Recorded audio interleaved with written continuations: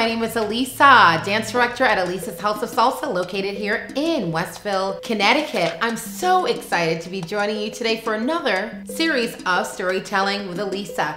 Today's book, Celia Cruz, the Queen of Salsa. It's written by Veronica Chambers and illustrated by Julie Maren. Let's get started.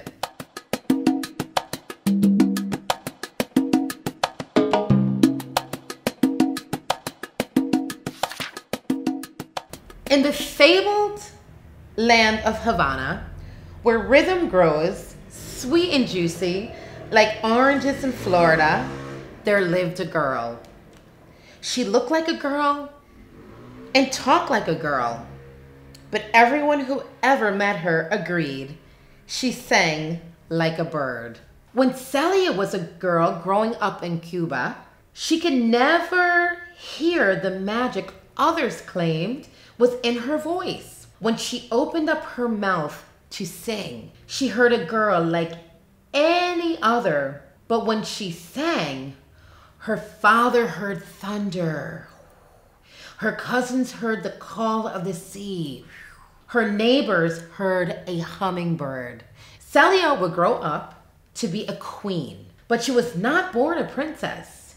She grew up in a poor section of town. One of the four sisters through the house was always home to numerous cousins. At times, there was many as 14 children in the two-bedroom house. Still, young Celia always stood out amongst the crowd. Her mother liked to tell the story of how a tourist bought Celia's first pair of shoes after hearing the little girl sing. Like other girls in Havana, she had chores. Some of her friends were charged with sweeping the kitchen. Other girls washed the dinner plates. Celia's job was to sing lullabies to put her younger brothers and sisters to sleep. At night, her voice carried through the windows, rolling along the cobblestones, streets like a wheel or a wish. The people in her neighborhood began to gather outside of her family's front door, begging her father to leave it open. They said, "Her voice is tan dulce, sweet like azúcar." Azúcar means sugar. Sweet like sugar. Her voice, it was said, sent you not only to sleep, but to a nighttime land of angel dreams. Wow. Always shy and never more than a little independent, Celia mistook the gathering crowds for busybodies, watching her every move. "Ay, por favor," she pleaded. "Ay, please. If you don't leave, these little ones will never go to sleep." Despite her initial shyness, she could not stop singing. In the afternoon after school, she would listen to the rapid-fire calls and sights of the pregón, the street vendors calling out their wares. In time, people would recognize the passion and pulsating cries of the pregón in Celia's unique vocal style. In high school, she began singing in school shows and local clubs. Like we have talent shows here. The music that she loved, el son and la guaracha, blended traditional Afro-Cuban rhythms with the flavor and folklore of the tropics. It was a kind of music that sizzled from the joy of being alive. Her father loved to watch his little songbird, watch her send 100 hearts soaring with her melodies. But he was also cautious. "Keep studying, mija," he would tell her, as she hummed old Cuban love songs while absent-mindedly flipping through the pages of her school books. "You are so smart. Forget about singing. Become a school teacher and make our family proud." Her teachers, however, saw things a different way. "Take a chance," one professor told her. "With your voice, Celia, you could earn in a day what it takes me to make in a year. But it's not easy to take a dream planted in your heart and make it grow in the world.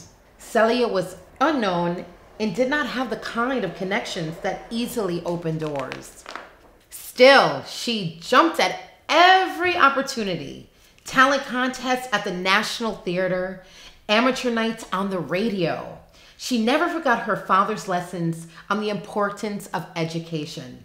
And after graduating high school, she enrolled in Cuba's National Music Conservatory, where she studied piano, voice, and musical theory.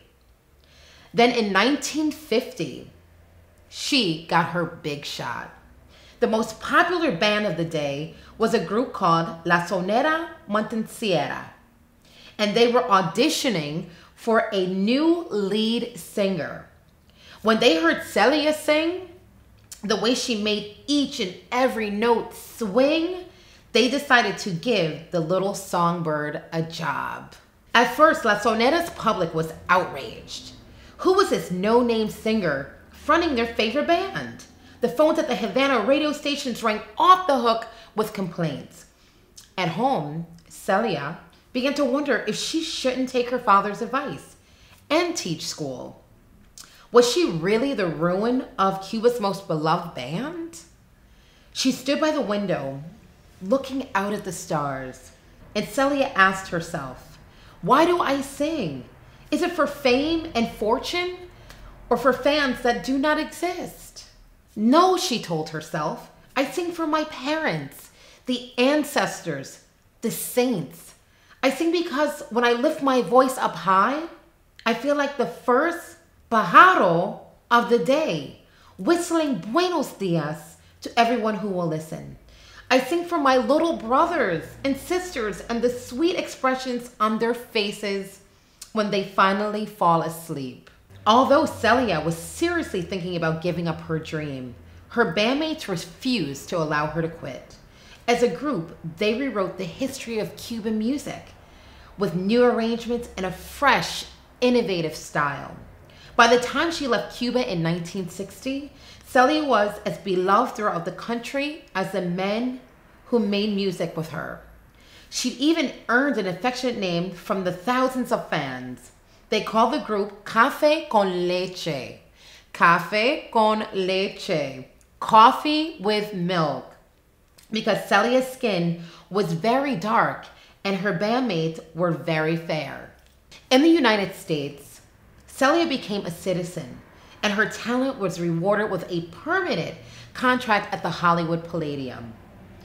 But once she left Cuba, politics dictated that she could never return. She would never again walk the streets of her beloved Havana. She would never again hear the cries of the pregón that were the bass and treble of Cuban street life. It was a heartache she carried her whole life through. Still, she kept her heart open. Lost loves made room for new loves. And it was there in Hollywood, that factory town of movies and dreams, that the young princess of salsa music fell in love with a knight in shining armor. His name was really Knight, Pedro Knight.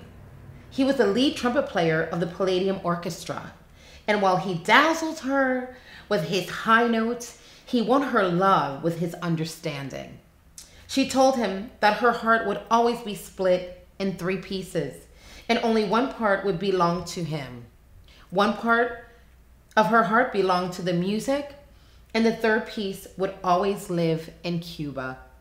Celia knew that she had met more than her husband. She had met an angel who would be her companion and protector in this land so far from home. Celia brought salsa music to every corner of the earth, from London to Zaire, from Brazil to Japan. She recorded over 20 gold albums and is known the world over as the queen of salsa. For many than 40 years, Pedro was her king. Celia's performance trademark was a full-throated shout of azúcar. Can everybody say azúcar? It's a Spanish word for sugar. and the only word many say that so perfectly described her voice. In the fabled land of Havana, where rhythm grows sweet and juicy like oranges in Florida, there lived a girl. She looked like a girl and talked like a girl. But everyone who ever met her agreed she sang like a bird. The bird girl grew into a princess, and the princess became a much beloved queen. Her kingdom was music, and those who loved her called her not by name, but by the joy she inspired. At concerts, they called out "Azúcar," and Celia Cruz never failed them. She sang sugar, sweet sugar, whenever she went. The end. I hope you enjoyed this book. It's so inspiring. I love the story of Celia Cruz, the Queen of Salsa. She brought so much joy and diversity into the music arena by her sweet sounds and the support from her parents, her family, her ancestors, brothers and sisters, and a full support system which made her the Queen of Salsa, Celia Cruz. All right, it is merengue time. Are you ready to learn some steps of your merengue? Woo! I'm having fun. All right, merengue time. Here we go. 1, 2, 3, 4, 5, 6, 7, 8. 1, 2, 3, 4, 5, 6. Again. I want to hear you count. 8. All right, 4 counts. Here we go. 4. 4 again. All right, let's count this in Spanish. Here we go. 1, 2, 3, 4. 1, 2, 3, 4. 1, 2, 3, 4. 1, 2, 3, 4. Excellent. Woo! Don't forget your imaginary partner. My imaginary partner is so tall. Woo! Other way. Good job, guys. This is your merengue. Make sure you keep your steps moving. Practice this once a day, twice a day, 3 times a day, and watch how you become a great merengue dancer. All right, keep those hips moving.